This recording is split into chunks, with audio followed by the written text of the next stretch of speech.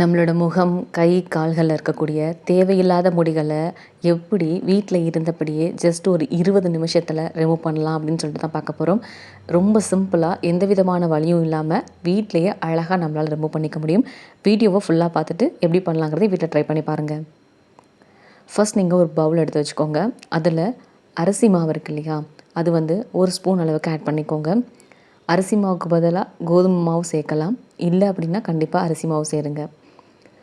அரிசி மாவு வந்து நல்லா நைஸாக இருக்கிற மாதிரி இருக்கணும். கொர கொரன்னு இருந்துச்சு அப்படின்னா நமக்கு ஃபேஸில் ரேஷஸ் வரும். ஸோ நைஸாக இருக்கிற மாதிரி எடுத்துக்கோங்க. அடுத்ததாக வந்து பார்த்திங்க அப்படின்னா ஈனோ இருக்கு இல்லையா? அதுதான் சேர்க்க போகிறேன். ஒரு பாக்கெட் ஃபுல்லாக நான் வந்து சேர்க்குறேன்.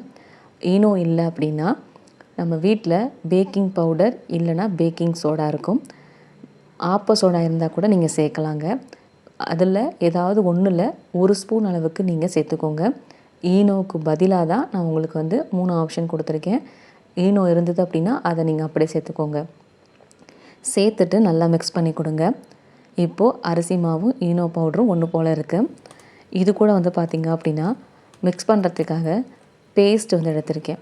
நம்ம பல் விளக்கிறதுக்கு என்ன பேஸ்ட் யூஸ் பண்ணுறோமோ அதே பேஸ்ட்டே எடுத்துக்கலாம். ஜெல் டைப்பில் இல்லாமல் இந்த மாதிரி இருந்தால் ரொம்ப நல்லாயிருக்கும். சும்மா ஒரு ஸ்கோப் அளவுக்கு நீங்கள் வந்து பார்த்திங்க அப்படின்னா பேஸ்ட் எடுத்துக்கோங்க.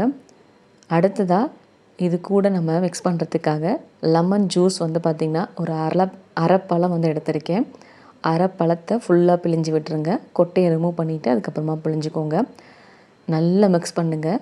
இப்போ பார்க்குறதுக்கு உங்களுக்கு ஒரு மாதிரி திரி திரியாக அங்கங்கே கட்டி கட்டியாக இருக்க மாதிரி இருக்கும்.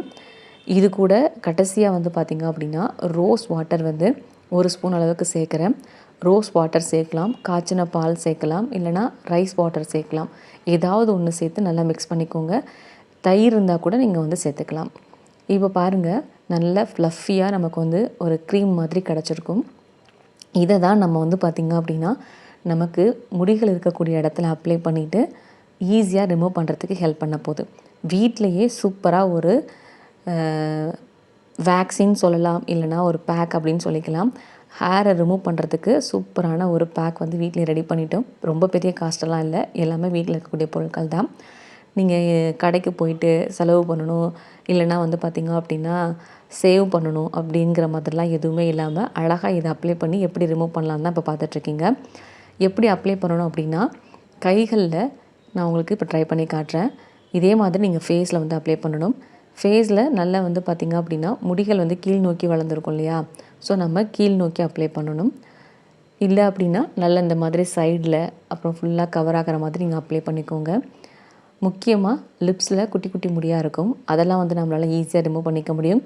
ஃபேஸ்லேயும் வந்து பார்த்திங்க அப்படின்னா நமக்கு அந்த தாடை பகுதியிலலாம் வந்து பார்த்திங்கன்னா குட்டி குட்டியாக முடிஸ் இருக்கும். எல்லாருக்கும் இருக்கும்னு சொல்ல முடியாது. ஒரு சிலருக்கு விசிபிளாக வெளியே தெரியும். ஸோ அந்த மாதிரி இருக்கிறவங்க ரொம்ப ஃபீல் பண்ணுவீங்க. அப்படி இருக்கிறவங்க இந்த மாதிரி அப்ளை பண்ணிவிட்டு ஒரு 20 மினிட்ஸ் கழிச்சு நல்லா ட்ரை ஆனதுக்கப்புறமா கைகளாலேயே ரிமூவ் பண்ணிங்க அப்படின்னா ஹேர் ஃபுல்லாகவே வந்து ரிமூவ் ஆகிரும். சில பேர் கேட்பீங்க, இதை வந்து ஸ்டோர் பண்ணி வச்சுக்கலாமா அப்படின்னு சொல்லிட்டு. இதை ஸ்டோர் பண்ணலாம் முடியாது. எப்போ தேவையோ அப்போ ரெடி பண்ணி ஃபுல்லாக யூஸ் பண்ணிடுங்க. அதுக்கப்புறம் தேவைப்படும் போது ஃப்ரெஷ்ஷாக யூஸ் பண்ணிக்கோங்க. இது சூப்பரான ரிசல்ட் வந்து கொடுக்கும். ஸோ மிஸ் பண்ணாமல் ட்ரை பண்ணி பாருங்கள். ட்ரை பண்ணி பார்த்துட்டு உங்களோட ஃபீட்பேக் என்ன அப்படிங்கிறத கீழே கமெண்ட் செக்ஷனில் வந்து சொல்லுங்கள். இந்த வீடியோ உங்களுக்கு யூஸ்ஃபுல்லாக இருந்தது அப்படின்னா லைக் பண்ணிவிட்டு ஷேர் பண்ணுங்கள். சேனலை இன்னும் சப்ஸ்கிரைப் பண்ணாமல் பார்க்குறீங்க அப்படின்னா சப்ஸ்கிரைப் பண்ணி வச்சுக்கோங்க. அப்போ இது போல் நிறைய இன்ட்ரெஸ்டிங்கான வீடியோஸும் மிஸ் பண்ணாமல் நீங்கள் பார்க்கலாம்.